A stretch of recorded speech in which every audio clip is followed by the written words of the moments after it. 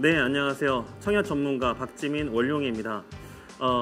오늘 제가 말씀드린 주제는 2021년 공급 물량이 엄청나게 많은 중에 과연 청약을 하냐 마냐, 기다리냐 사냐, 중요한 문제로 말씀을 드리도록 할게요. 최근 대책을 반영했고요. 그 다음 청약 대기 수요가 엄청나게 많기 때문에 실제 누가 당첨될 것인가 정확한 데이터와 그동안의 경험을 바탕으로 여러분들께 명쾌하게 설명드리도록 하겠습니다. 총 4가지의 주제로 지금 준비를 했고요. 지금 내가 사는 지역에 어느 청약자가 있는지 경쟁자를 먼저 파악하고요.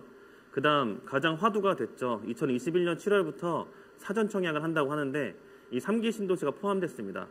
과연 청약을 하냐 마냐라는 기로에서 말씀을 드릴게요.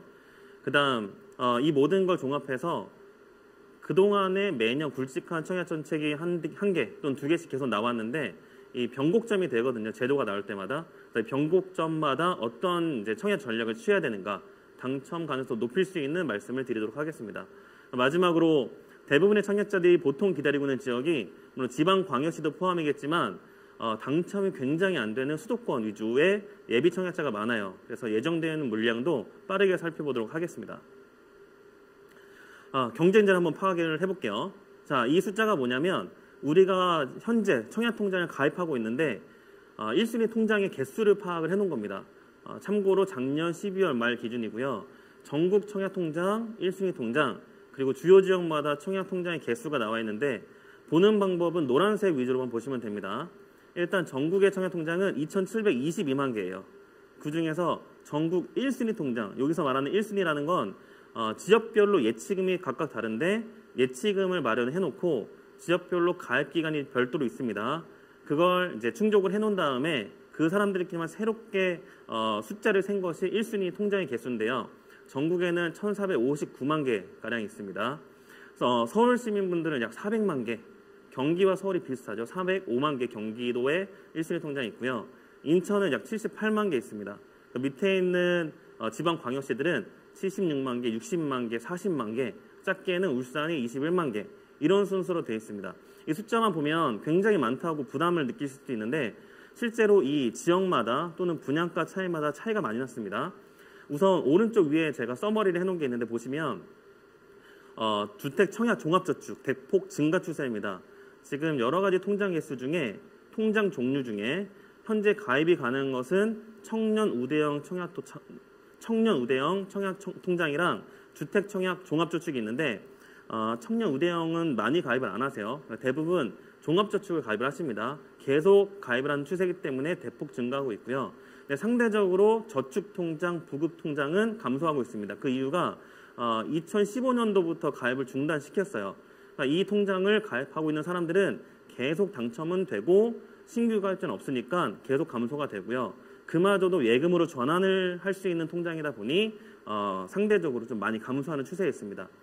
그리고 규제 지역이 딱 터지잖아요. 해당 지역의 1순위자가 청약을 잘 안 합니다. 그래서 이 각 지역마다 1순위 통장의 개수가 꼭 청약자 수 비례하진 않는다. 기억을 하시기 바랍니다. 가장 중요한 거는 분양가가 높으면 높을수록 청약자가 줄어들기 때문에 이 숫자는 어디까지나 숫자로 일단 판단해 보시면 좋을 것 같고요. 자, 이걸 조금 더 제가 쪼개 놓았습니다. 여기서 볼만한 포인트들은 오른쪽에 노란색 그래프인 경기도 1순위 통장 개수인데요. 가장 많은 통장 개수는 수원에서 있어요. 약 42만 3천 개. 그리고 가장 적은 통장 개수는 가평, 연천, 10,000개 정도밖에 안 되죠. 이게 왜 중요하냐면 여러분들 이제 초반부터 제가 본론을 박 들어갑니다. 3기 신도시 중에 가장 인기 많은 데가 과천이에요. 과천. 약 2년 전까지만 해도 과천이 2만 명대 초반 통장 개수가 있었는데 거의 30% 이상이 2년 만에 늘었습니다. 그 이유가 과천 3기 신도시 또는 과천 지식정보타운 그리고 과천 재건축단지 청약하려는 분들이 전입을 많이 하셨어요. 그 이유는 시세보다 반값 이하 분양 아파트가 나오기 때문에 시세 차익을 노리고자 하는 분들이 전입을 많이 한 거죠. 근데 과천은 기본적으로 투기 과열지구라서 당해 요건이 2년 거주 요건이 있습니다. 그래서 그분들은 다 합산돼서 약 3만 3천 명이 있다는 거예요.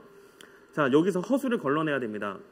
무슨 말이냐고 하면 저희가 규제 지역에서 1순위 통장을 쓰는데 재당첨 제한의 기준이 있고요. 세대주만 청약을 해야 되고 다주택자는 또 청약을 못합니다. 그런데 1순위의 산입은 전부 다 재당첨 제한자도 포함됐고요. 세대원도 포함됐고 다주택자도 포함이 되어 있습니다. 그래서 찐 1순위자를 걸러내야 되는데 그 과정을 암산으로 저랑 같이 한번 해보겠습니다. 우선 과천을 3만 명이라 가정을 할게요. 그럼 과천에서 실제로 무주택자가 몇 프로냐? 자가 보유율 또는 점유율을 봐야 되는데 자가 보유율 개념에서는 과천이 약 40% 정도 됩니다. 그러면 60%가 무주택자라는 거예요. 3만 명에서 60%를 걸러내면 18,000명 이렇게 줄어들고요. 그 다음 과천에서 세대 주만 청약이 가능하니까 보통 가구당 세대원 수가 약 2.5명 정도 돼요. 그러면 나누기 2.5를 합니다. 자, 잘 따라오고 계시죠? 18,000명에서 나누기 2.5 하고 거기서 또 누굴 걸러내야 되냐? 과천 지식정보타운 당첨자, 과천 재건축 당첨자, 그리고 기존에 과천 시민이 경기도권에서 청약을 했던 거 당첨자 이런 거를 뇌피셜로 걸러내게 되면 제가 봤을 때는 과천에서 한 5,000명에서 6,000명이 찐 1순위자입니다. 그러면 과천에서 분양했을 때 예를 들어 이런 거예요. 10,000세대가 분양하면 다 한꺼번에 분양 안 하니까 그중에서 1,000세대 쪼개서 분양하고 1,000세대 중에서 이사대책 기준에 50%가 일반 분양이니까 6,000명이 50% 물량인 500세대에서 경쟁을 하게 돼요. 그럼 평균 경쟁률이 12대 1이 되고 그 경우에 가점 커트라인은 약 40점대, 50점대 이렇게 나옵니다. 근데 언제나 계획대로는 나올 수 없기 때문에 특별 공급 물량, 일반 공급 분량 나눠서 생각을 하셔야 되고 그런 관점에서 본인들이 사시는 지역 예를 들어 제가 보기에 인구가 적은 지역은 하남, 구리, 의왕, 오산 이런 데거든요. 물론 군포, 파주, 평택, 시흥도 10만 명대라서 굉장히 인구가 작은 편입니다. 그 지역에서 청약을 하게 되면 무조건 챙겨가는 게 좋다. 왜냐하면 1순위자가 적기 때문에 경쟁률 하락 그리고 가점 하락을 노리면 좋다. 이렇게 정리를 하세요. 자, 요즘의 분위기는 어떻냐면 서울의 가점 커트라인 그러니까 우리나라 인구의 4분의 1이 서울에 사시기 때문에 가장 또 관심이 많을 텐데 요즘 구간은 가점이 계속 급등세입니다. 중간중간에 청약제도 개편으로 인해서 가점이 내려가고 올라가고 이렇게 왔다 갔다 하는데 요즘은 초급등 구간에 있습니다. 그 이유가 2019년도 9월달 이후에 분양가 상한제 얘기가 나오면서 시세보다 훨씬 싸게 분양하니 로또 청약이다. 그럼 엄청나게 관심이 많아지겠죠. 우리가 알고 있는 이 분위기가 분양가 상한제 때문에 그렇습니다. 그래서 한 곳에서는 이 분양가 상한액을 높여야 된다. 그래서 청약 경쟁을 좀 낮춰야 된다. 많은 사람한테 기회를 줘야 된다. 이런 식으로 또 방향성이 나오기도 하는 거죠. 자, 그러면 결론. 이제 서울에서는 어떤 분들이 당첨되냐면 우선 가점 커트라인을 보고 말씀을 드릴게요. 2017년부터 2020년도까지 서울의 민영 아파트 최저 가점 커트라인만 평균을 냈어요. 이게 전체 평균이 아니라 각 타입별로 최저 가점만 뽑아내서 평균을 냈다는 겁니다. 2017년도에는 42점대, 18년도 55점대, 19년도 상반기는 약간 이제 거래절벽 그리고 호가가 빠졌기 때문에 관심도가 낮춰져서 52점. 그러다가 2020년도 작년 한 해 동안에는 62점까지도 상승을 해버려요. 그러니까 3년 동안에 20점 이게 상승을 해버린 거죠. 그래서 이 상황에서 당첨을 기대할 수 있는 분들은 자 1, 2, 3번 같이 보시죠. 다자녀 특별 공급자, 그러니까 자녀가 3명 이상이어야 돼요. 그러면 보통 다자녀 특별 공급 배정이 10%가 돼 있기 때문에 굉장히 많습니다. 그걸 노려서 청약을 하시고요. 노부모 특별 공급, 부모님 모시고 분양 가족이 당연히 많아지기 때문에 50점, 60점 이상 특별 공급 점수 가능하신 분, 그리고 신혼부부 특별 공급 2자녀 이상인데 이유가 뭐냐면 신혼부부는 자녀 수 경쟁이에요. 신혼부부 1순위 조건을 충족하게 되면 점수 기준이 아니라 자녀가 3명이냐 2명이냐 갈려지는데 보통은 3자녀는 다자녀 특별공급 넣게 되니까 신혼부부 특별공급에서는 2자녀끼리의 경쟁이란 말이죠. 그래서 신특 2자녀끼리의 현재 경쟁 구도라고 정리하시고 그리고 일반 가점에서는 서울 가점 64점 이상 당첨 가능하다.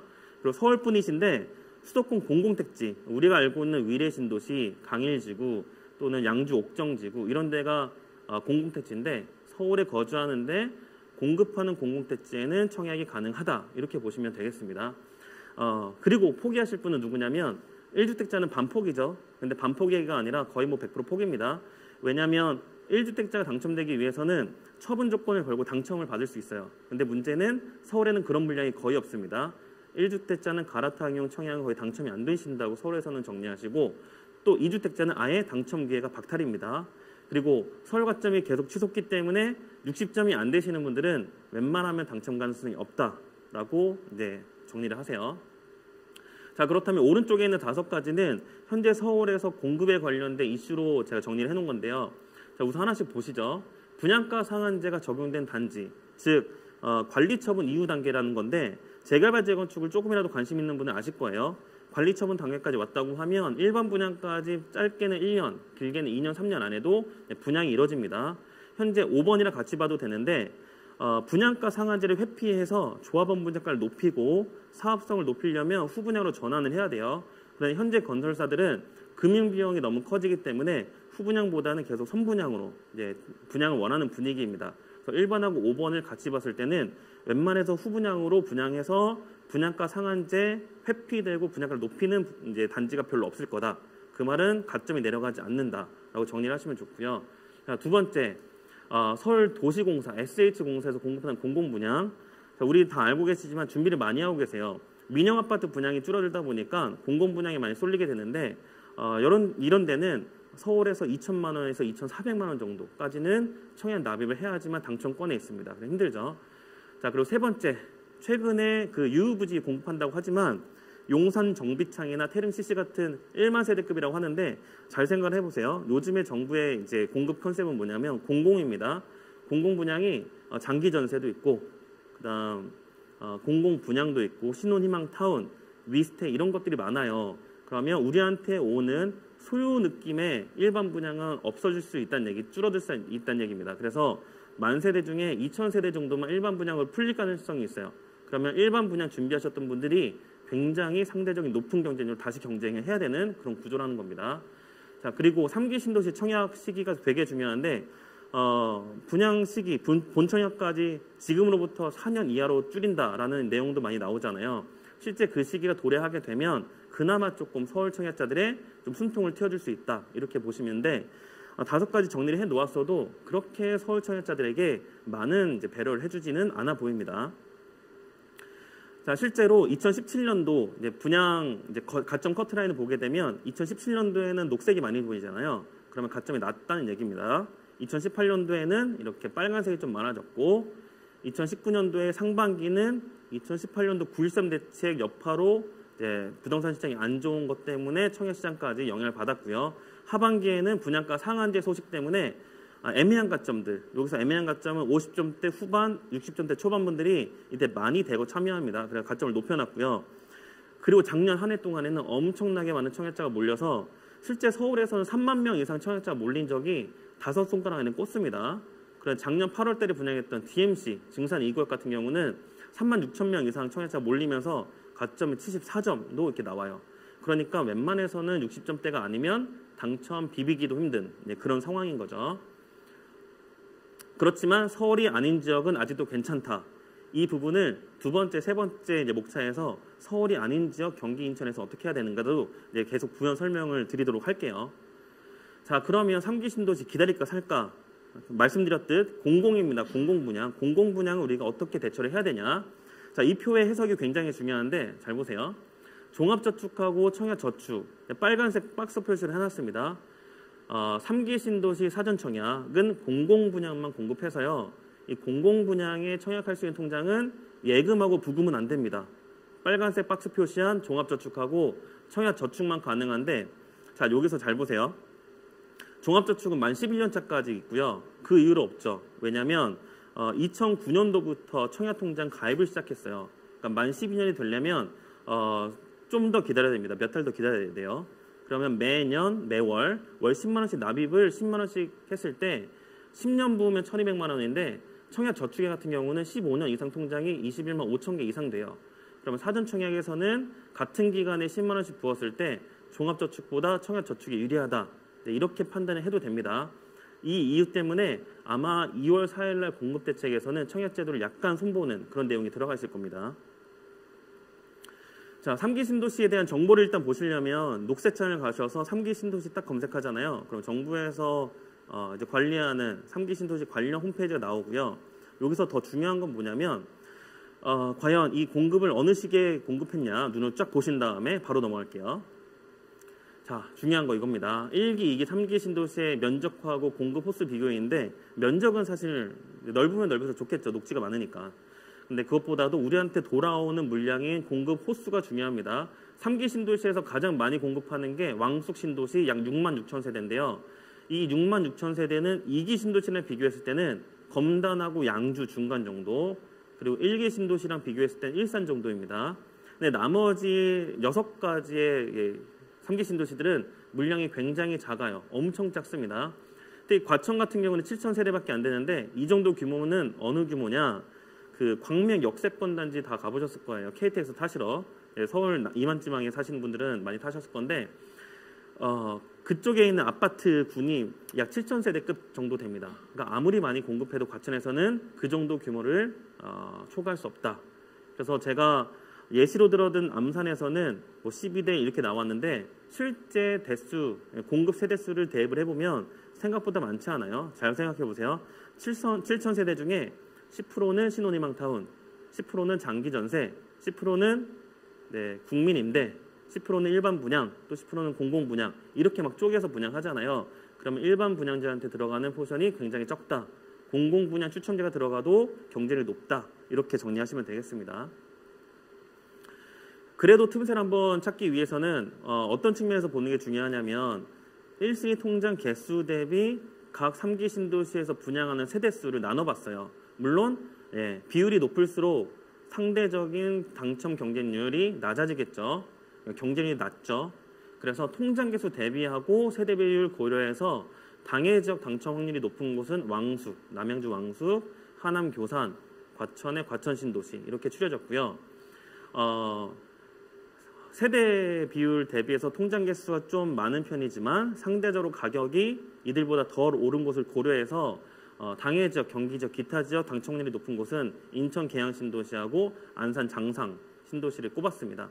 이것도 이제 서로 도시 간의 가격 차이 때문에 현재 기준으로 제가 보이는 걸 말씀드렸으니까 각 지역에 사는 분들은 꼭 본인 지역을 챙기시기 바랍니다. 예를 들어 내가 남양주 사는데 인천 계양 신도시를 굳이 청약할 일은 없겠죠. 본인 지역을 꼭 사수하시기 바랍니다. 또 엄청 중요한 내용이 있는데요. 이게 뭐냐면 이사대책에서 올해 7월 사전 청약 전에 일반 공급 배정 비율을 50%로 늘린다는 내용이 있었어요. 그래서 빨간색으로 제가 박스 표시를 해놨는데 공공주택에서 오른쪽 보세요. 특별 공급 배정 비율이 빨간 글씨로 85%, 일반 공급이 15%인데 이사대책에서는 특별 공급을 50%로 줄이고 일반 공급을 50% 늘린다는 내용입니다. 근데 문제는 이미 작년 7월 달쯤에 생애 최초 특별 공급을 5% 늘려놔서 특별 공급을 더 이제 배정을 늘려놨어요. 근데 그거 반대로 줄인다는 거라서 아마 특별 공급에 해당되는 분들은 지금 좀 반발이 속으로 심할 겁니다. 85%에서 35%나 줄여야 되기 때문에 그럼 줄여야 되는 포션은 신혼과 생애 최초에서 줄일 수밖에 없거든요. 그래서 좀 장단점이 있다는 점도 기억을 하세요. 자, 그리고 청약 대상자를 늘려준 것도 신혼부부 특별공급하고 생애체도 특별공급에서 소득 완화를 해줬는데 녹색으로 표시한 거가 그렇습니다. 130%, 160%까지 늘렸다는 얘기인데 실제로 3인 기준 160%의 연봉에 해당되는 거는 약 1억 정도예요. 그래서 머니투데이 기사로서도 많이 보셨을 텐데 두 부부가 연봉 1억이어도 신혼부부 특별공급, 생애체조 특별공급 청약할 수 있다. 그게 현재 기준에서 3인 이하 160% 도시근로자 월평균 소득이 888만 원이라서 그렇습니다. 곱하기 12 하게 되면 약 1억이 넘어가죠. 그런 식 때문에 연봉 1억자도 청약할 수 있다고 하지만 문제는 뭐냐면 공급 자체를 늘리거나 아니면 되려 청약 제도를 빡빡하게 해서 대상자를 좁혀야 되는 게 문제인데 공급은 약간 그대로 느낌. 근데 대상자는 많이 해줬고 그 이유 때문에 오히려 병목 형상이 더 커진 그런 느낌으로 기억을 하세요. 그래서 소득 기준이 완화됐다고 해서 좋아질 게 아니라 그만큼 경쟁자가 폭발적으로 늘어났다. 이렇게 해석을 하셔야 됩니다. 그래도 이제 놓칠 수가 없죠. 이게 정부에서 사전 청약 물량을 미리 공개한 건데 제가 현재 기준에서 일반 공급 15%, 나머지 85%를 특별 공급으로 쫙 나눠 본 겁니다. 여기서 의미 있는 거 본인 지역 챙기시고 3기 신도시만 추려서 나온 게 바로 이 표입니다. 그래서 7개 3기 신도시 저축 청약 저축 1순위 개수하고 해당 신도시에서 공급하는 공급 물량을 나눠줬을 때 결과가 오른쪽의 경쟁률이에요. 그래서 이렇게도 쪼개보면 내가 포함되는 특별공급, 내가 포함되는 일반 공급에서 얼마나 당첨 가능성이 있을까도 가늠이 됩니다. 근데 결론적으로 볼 때는 제가 볼 땐 워낙에 기다리는 대기 심리가 너무 크기 때문에 별로 당첨 가능성은 당연히 없다고 봐요.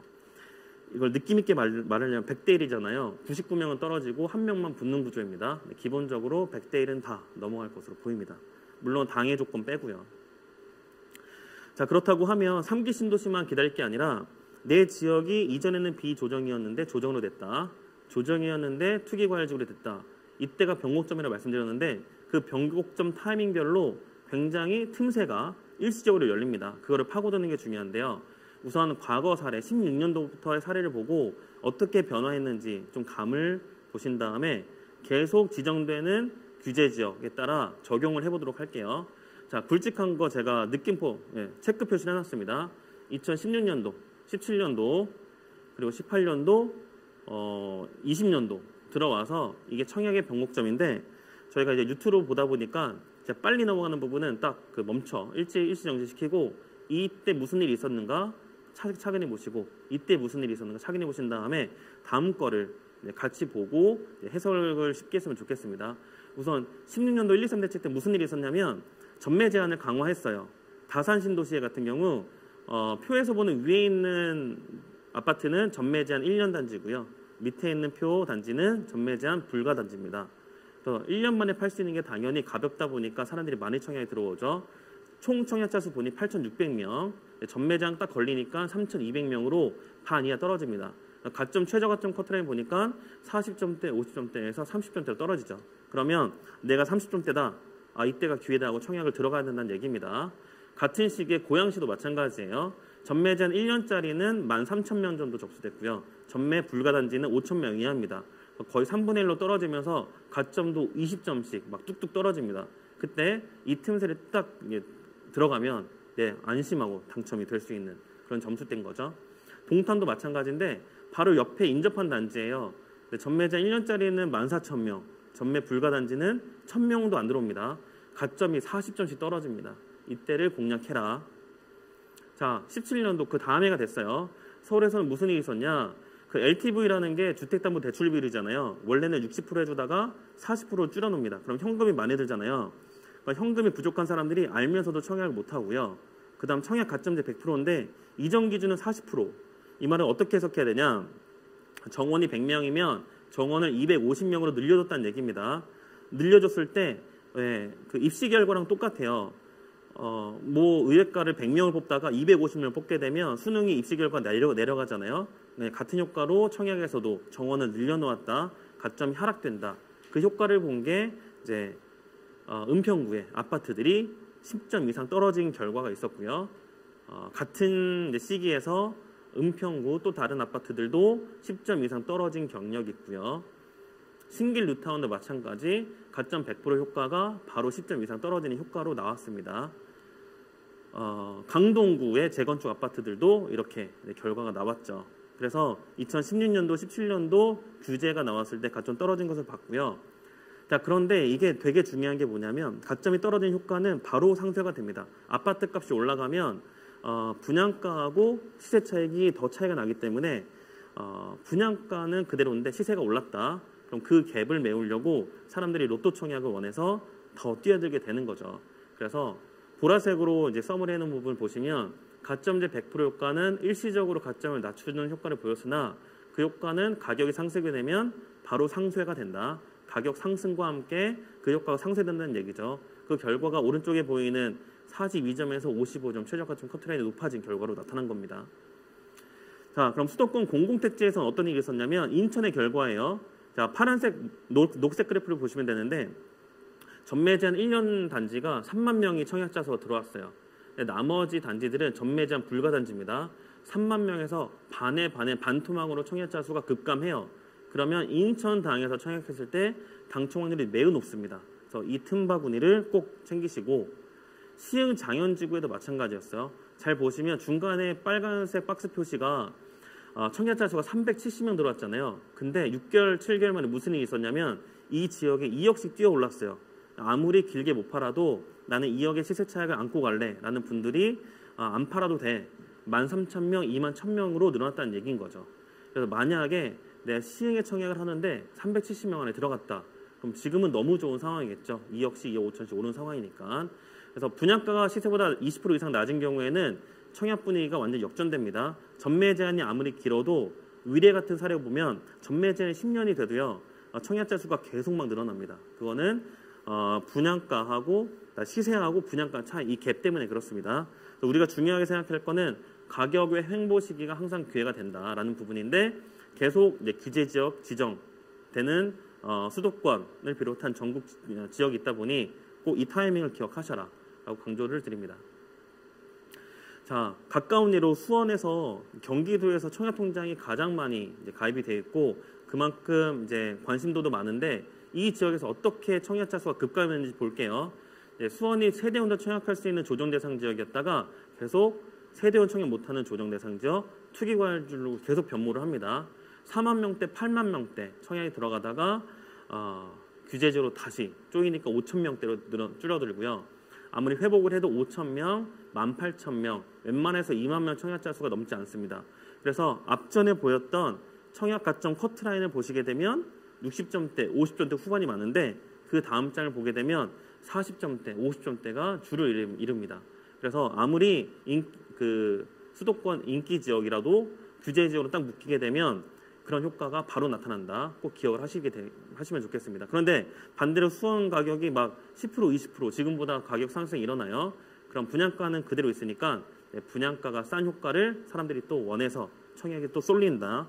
이렇게 또 이제 상상도 해볼 수 있죠. 자, 의정부 같은 지역이 되게 좋아요. 그 이유는 수도권 중심 지역에서 외곽으로 갈수록 펌핑이 약해집니다. 그래서 청약자 급감 효과가 바로 의정부 같은 지역에서 나타나게 되는 것이죠. 정리를 해볼게요. 자, 왼쪽에 있는 표가 괄호치고 녹색 숫자로 되어 있는데 그 시기가 해당 지역이 규제 지역으로 묶인 시기를 말을 해요. 그러면 규제 지역으로 묶인 시기가 짧으면 짧을수록 그 가격 횡보 시기가 현재 유지되고 있다는 뜻입니다.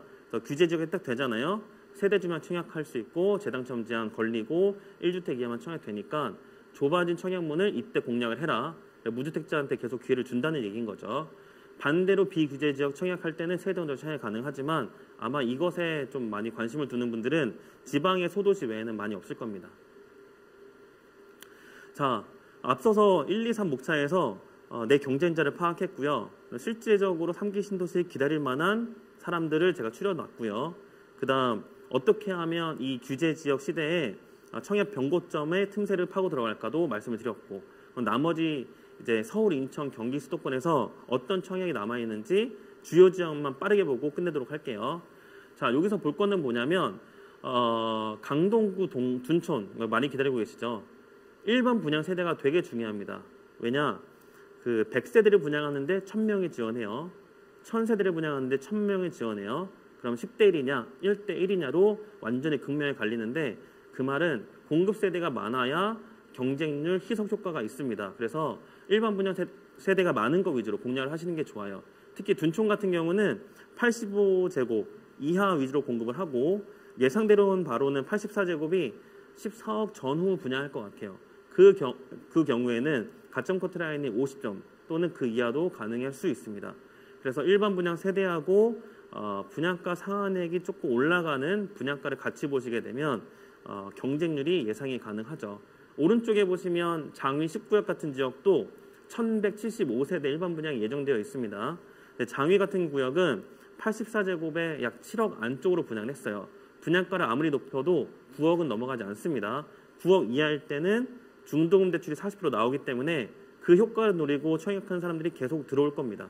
그래서 아무리 일반 분양이 많아도 9억 이하 분양하게 되면 사람들이 몰린다. 이것도 꼭 기억을 하셨으면 좋겠어요. 자, 그리고 인천 청약 굉장히 중요합니다. 왜냐하면 인천 당해 지역만 청약할 수 있는 것은 구도심이고 경기, 서울에서 청약할 수 있는 지역은 송도인데 문제는 송도 분양은 거의 끝났어요. 그래서 내가 만약에 인천에 산다. 내가 사는 지역에서 계양신도시나 저기 하남 교산, 왕국신도시까지 기다릴 필요 없이 재정비 구역을 청약을 들어가라라고 이제 권유를 하고 싶어요. 그 이유는 분양가는 높아지지 않고 그에 따라서 시세도 크게 이제 높은 분위기는 현재 2021년 2월 기준으로는 아직 가격이 묶여있기 때문에 분양가 낮은 효과도 노리고 당첨이 안 되면 피가 상대적으로 적은 것을 사서 내 집 마련 하는 것도 방법입니다. 자, 밑에 보면 서울 청약의 대체 역할을 하는 게 인천인 거죠. 서울 다음에 인구 많은 경기도 지역의 인천광역시라서 지금 현재 투기과열지구로 지정된 연수구, 남동구, 서구에서 분양을 하게 되면 더욱더 당첨률이 높아질 거고요. 그 외 모든 인천은 다 조정 대상지로 묶였기 때문에 악조건에서 청약을 하게 되면 당첨 가능성이 매우 높아진다. 꼭 챙기시기 바랍니다. 그래서 나머지 이제 인천에 분양하는 것들, 계양구, 미추홀구, 부평구, 서구 등등인데 검단 신도시가 단기간에 많이 올랐잖아요. 거의 1억 5천에서 플러스 알파까지 올랐는데 그래서 검단 신도시에 지금 청약 가능하신 분들은 여기 수도권 공공택지이기 때문에 인천당에 경기 6개월 이상 사는 사람들 또는 경기 6개월 이하 서울 사람들이 다 청약에 들어갈 수 있어요. 제가 볼 때는 서울 서남권, 서북권에 있는 분들, 가점이 낮으신 분들은 검단 신도시에 청약하는 거 매우 추천합니다. 그 외에도 재정비구역이 워낙 많기 때문에 인천 사람들은 뭐 물반 고기반 느낌으로 가점이 20점대도 당첨되는 구조입니다. 실제로 미달되는 상황도 요즘 발생해요. 조정 지역으로 바뀌면서 더 좋은데 송도, 부평구, 서울이랑 가까운 데 막 몰리기 때문에 20점 이하도 당첨이 되는 인천입니다. 자, 경기도는 가점 50점 이하도 당첨이 가능해요. 앞에서 보셨던 수원과 의정부 얘도 보셨잖아요. 또 같이 보시는 게 괄호친 날짜를 기준해서 현재가 가깝다. 그러면 아직 조정 대상 지역 효과를 보고 있다. 가격 횡보식이고 청약 심리도 흔들려 있다. 그 틈새를 파고들자. 이렇게 계속 되뇌시기 바랍니다. 경기도 청약 물량지는 본인 지역을 딱 보세요. 이것도 일시정지하시고 김포에 사시는 분, 광주에 사시는 분, 용인, 오산 딱 보시고 꼭 챙기시기 바랍니다. 이게 마지막 페이지인데 마찬가지 화성시, 평택, 파주, 의정부 이런 데에서도 재정비 구역들 분양 예정 시기 꼭 챙기시기 바랍니다. 그래서 제가 오늘 준비한 총 4가지 목차를 짧고 굵고 그리고 포인트 있게 짚어드렸는데 3기 신도시랑 연동돼서 당첨이 될까 말까 자가점검 하시고 당첨이 될 것 같으면 3기 신도시 포기하고 재정비구역 내 구역 내 청약할 거냐 이마저도 안 되면 이제 머니투데이 방송에서 여러 가지 준비한 꼬마빌딩이나 다른 내 투자 방법들도 소개를 하고 있으니까 종합적으로 판단하셔서 내 집 마련 꼭 하시기 바랍니다. 오늘 강연을 이상 마치겠습니다.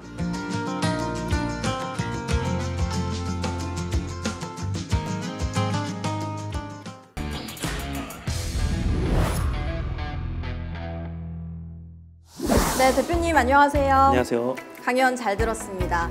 지난해에 이어서 올해도 이 청약 열기가 더 뜨거워질 걸로 보이는데요. 말씀하신 것처럼 올해 3기 신도시 사전 청약도 예정이 되어 있고 또 뭐 일부 달라지는 청약 제도들도 있어서 도대체 나한테 어떤 게 맞느냐 이게 궁금해하시는 분들도 참 많거든요. 그래서 시청자분들의 질문을 모아서 이 대표님과 좀 더 자세히 이야기 좀 나눠보겠습니다. 네, 첫 번째 질문부터 드릴 건데요. 이 3월까지 전국에 8만여 가구 분양이 예정돼 있는데 사실 역대 최대 물량이잖아요. 혹시 상반기 이 청약 시장 전망 어떻게 보시나요? 우선 17년부터 서울이 굉장히 열기가 뜨거웠어요. 근데 거의 뭐 막바지, 이것보다 더 열기가 치열할 것 같은데 거의 뭐 끝단에서 분양을 한다고 보이고요. 그나마 많은 공급 물량이 이를 해소해줬다고는 보여요. 우선 가장 열기가 짙은 서울의 경우는 그나마 좀 고가 아파트들, 그 말은 9억 넘는 분양가 아파트를 좀 공급함으로써 고가 주택을 계속 기다려왔던 강남 3구 또는 4구 분들의 좀 그 욕구를 해소할 만하다라는 물량으로 보이고요. 그 나머지 경기도 지방에서는 소위 말해서 가점 50점대 이하 또는 50점대 포함해서 당첨이 될 만한 지역이 매우 많아요. 그래서 그분들도 실거주자 위주로 당첨 가능성을 넓혀주었다로 예상을 합니다. 방금 50점대 이하 당첨 확률이 높은 지역이 많다라고 하셨는데 네. 구체적으로 어디가 있을까요? 저희가 수도권 민간택지 분양가 상한제 지역이라고 다 알고 계실 거예요. 보통 과천, 하남, 분당 이런 데를 얘기를 하는데 그 지역을 제외한 나머지 수도권 지역이 6.17 대책하고 작년 11월, 12월 지나면서 조정지역 또는 투기 과열지구로 계속 지정이 되었어요. 네. 그런 지역에서는 청약 열기가 아무래도 한풀 꺾일 수밖에 없는데 그 꺾이는 어떤 심리적인 지표가 아니라 세대 주만 청약 또는 재당첨 제한 이런 식으로 제도권으로 막아놓았기 때문에 물량은 많고 청약할 수 있는 사람은 상대적으로 줄어드는 상황에서는 경쟁률이 낮아지거든요. 네. 그러면 당연히 가점이 낮아져서 말씀드렸던 민간 특집 분양가 상한제 외 지역 수도권 전부가 가점 50점대, 40점대 당첨권이 가능하다고 보입니다. 그렇게 되면 어쨌든 작년보다는 좀 상황이 나아진다라고 봐도 되는 거네요. 예, 맞습니다. 네, 어쨌든 시청자분들한테는 희소식이 되겠네요. 예. 그다음 질문도 드릴게요. 이제 5개월여 남았는데 오는 7월에 이 사전 청약이 시작되는데 워낙 뜨거운 관심이 집중되고 있어요. 그러다 보니까 도대체 어떻게 해야 성공할 수 있냐 이런 성공 전략을 짜는 분들도 많은데 어떻게 해야 될지 좀 설명 좀 해주세요. 전략은 없습니다. 왜냐하면 2월 4일 저희 이사 대책으로 많이 알고 있잖아요. 사전 청약 대상은 일단 공공분양이고요. 그렇죠. 네, 공공분양은 청약 종합저축하고 청약 저축 가입자만 청약이 돼요. 네. 그 외에 예금하고 부금 청약통장 가입자는 청약이 안 돼서 일단 제외시키고요. 그러면 이사대책에서 어떤 부분을 늘려줬냐면 청약 납입순으로 당첨자를 선발하는 일반 공급에 추첨제를 새롭게 신설하거든요. 네. 근데 그것을 잘 들여다보면 민영 아파트 공급 물량을 정부에서는 공공분양으로 대부분 돌렸단 말이에요. 그럼 민영 아파트 청약하려는 사람 그대로가 공공분양에 몰려요. 그러면 위치만 바뀌었을 뿐 경쟁률은 똑같거나 더 높아질 가능성이 크거든요. 그래서 당첨 가능성은 예년만큼 또는 그 이상으로 높지 않다. 치열하다. 치열하다. 그리고 말씀하신 것처럼 청약 저축, 통장 저축이 일단 있어야 되잖아요. 네. 근데 이제 총액이 많을수록 또 유리하고 또 그 해당 지역 거주 기간도 중요하잖아요. 네. 도대체 얼마 정도 있어야 되고 얼마 정도 살아야 하는지 그 기준은 어느 정도 될까요? 네, 우선 정부에서 발표한 사전 청약 거주 기준은 사전 청약할 당시만 해당 지역에 살면 된다. 그러면 본 청약까지 1년 내지 2년을 채우면 된다라는 기준이라서 일단 당해 기준에서 살고만 있으면 되고요. 네. 기간은 그 후에 채우는 개념이라고 보시면 되고 청약 납입금이 중요하잖아요. 일단 네. 추첨제를 제외하고 청약 납입순으로 뽑는 이제 순번제를 보면 서울 기준에서는 한 2천만 원은 넘어야 될 것 같고요. 2천만 원. 네. 그리고 3기 신도시 기준에서는 네. 이거는 좀 지역마다 차이가 있는데 인기가 많은 교산, 과천, 창릉, 특히 과천 같은 경우는 2천만 원 이상, 교산은 1,800만 원 이상, 그리고 창릉도 1,700, 1,800 비등하게. 그러니까 나머지는 그 이하로 봅니다. 보통 우리가 관심지가 된 곳은 시세보다 싸게 분양하는 3기 신도시 지역, 방금 말씀드린 지역이잖아요. 그 지역 우선 기본 1,500만 원 깔고 들어가고 나머지 지역은 조금 낮아질 것으로 보입니다. 대표님 말씀 들어보면 일단 서울이든 뭐 3기 신도시든 저희가 뭐 소위 안전빵으로 되려면 보통 그 통장에 2천만 원 이상은 좀 있어야겠네요. 네, 그게 안전빵이죠. 네. 또 하나 그리고- 팁이 있는데 네. 부모님으로부터 통장을 물려받는 수도 있어요. 아, 그렇죠. 예, 요즘에 많이 알려진 팁이기도 한데 정확하게는 청약저축 2000년도 3월 26일 전에 가입한 통장을 부모님한테 물려받으면 그 납입액을 그대로 인정받아요. 그대로 전액 다. 네, 전액 다. 아, 그래서 과거 막 20년 된 통장이잖아요. 네네. 그러면 2,400만 원 들어있을 가능성이 크거든요. 그렇죠. 그 경우는 뭐 자녀가 없고 싱글이고 또는 내가 이제 나이가 적다고 하더라도 당첨 가능성 매우 높아지죠. 만약에 좀 2천만 원 이하로 있으신 분들은 부모님 통장을 좀 물려받는 그런 팁도 좀 네. 생각을 해보셔야 되겠네요. 네, 꼭 있어야 됩니다. 통장. 그리고 다음 질문으로는 요즘에 청약 제도가 조금씩 바뀌고 있어서 도대체 나한테 어떤 게 맞냐 헷갈리다라고 하시는 분들이 많더라고요. 네. 또 특히 최근에 정부가 무주택인 뭐 3040 세대의 청약 기회를 넓혀주겠다 뭐 이런 이야기도 했는데 실제로 뭐 어떻게 바뀌는 건지 그 내용 좀 설명 좀 해주시죠. 네, 실제로 공공 분양에서 일반 공급의 배정 비율이 15%였는데 네. 이거를 사전 청약 실시 7월 전에는 청약 제도를 개정해서 50%까지 늘린다고 해요. 그 중에 50% 중에 70%는 뺑뺑이 추첨제. 그렇죠. 추첨제. 네. 나머지 30%를 기존의 순번제. 그러면 뺑뺑이로 돌아가는 이 추첨제에서 사람들이 청약을 할 수 있다는 얘기잖아요. 네. 네, 그 정도를 좀 기회를 넓혀주었다라고 판단을 하지만 그마저도 경쟁은 엄청날 거다. 치열하죠. 네, 이마저도 사실 이게 혜택이냐라고 하시는 분들도 많더라고요. 네, 이거를 그냥 쉽게 생각하면 왜 현재 민영 아파트 100% 가점제 85제곱 이하잖아요. 네. 85제곱 초과해서 추첨제가 50% 들어가는데, 그러니까 85제곱 초과에 대한 개념을 공공분양 중 일반 공급에서 추첨제로 돌려주었다. 네. 그럼 서울에서는 숨통이 좀 트인 거고요. 그 외 수도권 지역에서는 그렇게 튀었다고는 볼 수가 없을 것 같아요. 이번 정책으로 어쨌든 서울 지역의 숨통은 조금 튀어지긴 했으나 경제는 여전히 치열할 거다. 네, 그리고 일반 공급 물량이 기존보다는 어쨌든 50%까지 확대돼서 이 부분은 어쨌든 긍정적인 면이긴 하네요. 긍정적입니다. 네. 이제 마지막 질문인데요. 올해 사실 이 청약 대기 수요가 굉장히 많이 몰리면서 작년보다 올해 경쟁이 더 치열할 거다 이런 뉴스들 굉장히 많이 나오잖아요. 그러다 보니까 많은 시청자분들이 불안해하세요. 도대체 어떻게 하면 이 청약에 내가 당첨할 수 있을까? 이 청약 당첨 전략 따로 짤 수 네. 있는 게 있을까요? 네, 우선은 우리 지역에 사는 당해 지역이라고 하잖아요. 내가 안양에 살면 안양 재개발 재건축 재정비구역에서는 나만 청약할 수 있어요. 네. 근데 그런 걸 챙겨야 돼요. 좀 어려운 단어이기도 한데 수도권 공공택지. 수도권 공공택지. 네, 그런 개념들이 지금 2기 신도시에서 뭐 위례 신도시 또는 시흥 장현지구 이런 데에서 수도권 사람들이 다 청약이 들어올 수 있잖아요. 그러면 경쟁이 이렇게 커진다는 얘기죠. 근데 우리 지역에서 청약하는 걸 공략을 하면 나만 우리 지역 사람들만 청약할 수 있으니 경쟁률을 떨어뜨리는 효과가 있어요. 그러면 미리 알아보는 게 중요하겠죠. 올해 또는 내년까지 내가 사는 지역의 청약 예정 물량, 네, 그 중에서 공공택지 말고 재정비 구역들의 공급 물량, 이거 공공택지 파악하는 게- 말고 네. 재정비 구역을 봐라. 네. 아, 네. 그럼 지역마다 어떤 지역은 공급이 많고요. 그러니까 분양을 많이 하고 어떤 지역은 재정비 구역이 없어서 거의 공급 안 하는 지역이 있는데 그런 경우에는 신축 분양을 기다리는 것보다 원하는 지역에 예산을 맞춰서 분양권을 사든가 신축을 분양권을 사든가 사라. 또는 입주권을 사든가 네, 그런 식으로 좀 청약에서 매수로 전환을 해야 될 것 같습니다. 올해 혹시 그 뭐 서울이나 3기 신도시나 이 커트라인 점수 네, 당첨 점수권은 어느 정도로 예상하시나요? 우선 민영 아파트 기준은 서울은 제가 통계낸 게 있어요.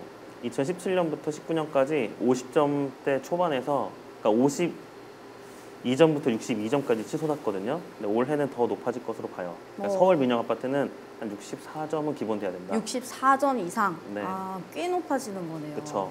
그에 따라서 공공분양 커트라인도 똑같이 높아지는데 한 2,400만 원 이상이 안정권으로 보이고요. 네. 그 외 경기 지역에서는 말씀드렸듯이 40점대, 50점대 가능, 예치금으로는 1,500만 원 전후 공공분양 가능할 것으로 보입니다. 이 64점 말씀하셨는데 네. 64점을 받으려면 어떤 조건들이 있어야 하는 거죠? 이렇게 볼게요. 만 45세가 된 가장 그리고 자녀가 한 명, 배우자 자녀가 한 있죠. 명. 그렇게 되면 딱 64점이에요. 거기서 자녀가 둘까지 나오면 69점. 우리가 알고 있는 4인 가족 최대점수 69점이 나와요.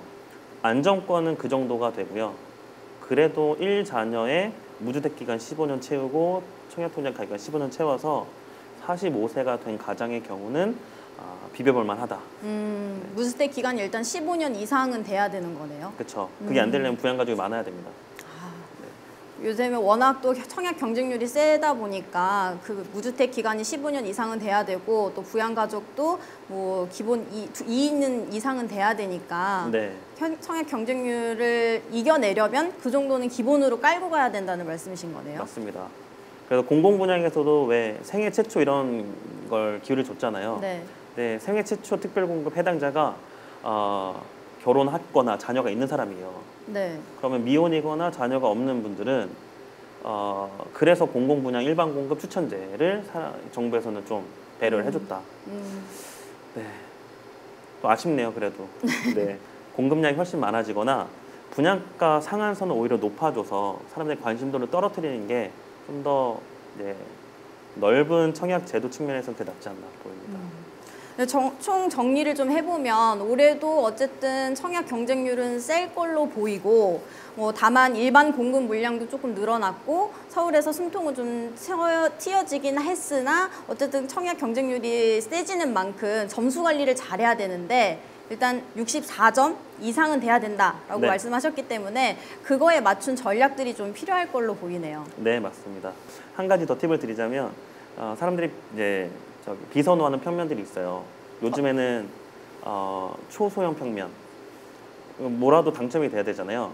초소형 39제곱, 17평 이런 거를 하거나 아니면 세종시 같은 경우도 최근에 청약한 거 보면 분양 세대가 5개 이하로 된 거 있어요. 거기서는 복불복이 가능하거든요. 복불복이라고 하면 점수가 높지 않아도 구멍이 생긴다는 거죠. 네. 그래서 팁을 드리자면 사람들이 잘 안 보는 평면 위주로 청약을 하는 것도 방법입니다. 비인기, 사람들이 잘 보지 않는 것들도 조금 청약에 관심을 가져야 된다. 이렇게 말씀을 해주시는 거네요. 네, 맞습니다. 네.